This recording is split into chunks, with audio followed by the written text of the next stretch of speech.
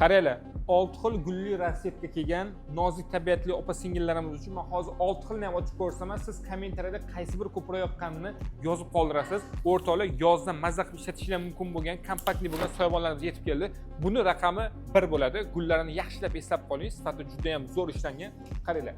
Ikkinchisi, menga mashhur guli juda ham yoqdi, juda ham nozik yuzlilar uchun juda ham zo'r ekan. Ko'rishlar mumkin. Ko'rasizmi? Fioletoviy rosetkasi noodatiy ranglardan bittasi. Buni raqami 2 bo'ladi.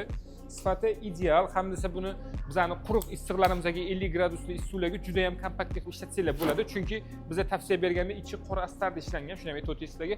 Buni raqami 3 bo'ladi. Juda ham akkuratli gullarda ishlangan. Video o'tkazib olmaysiz, like bosib turasiz, o'zingizga yoqqanini yozib qoldirsangiz bizga juda ham katta yordam bergan bo'lasiz.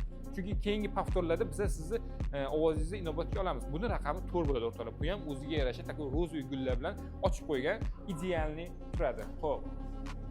4-chi rasepkasi ko'rishingiz mumkin.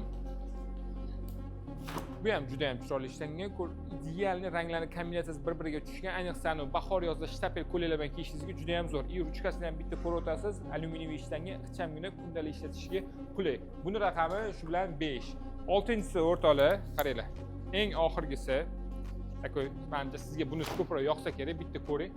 Ochilishi ham, ishlatishingiz ham juda ham qulay bo'lgan. Buni raqami 6 bo'ladi. Ana endi qaysi rang ko'proq yoqqanini kommentariyada yozib ketsangiz bo'ladi.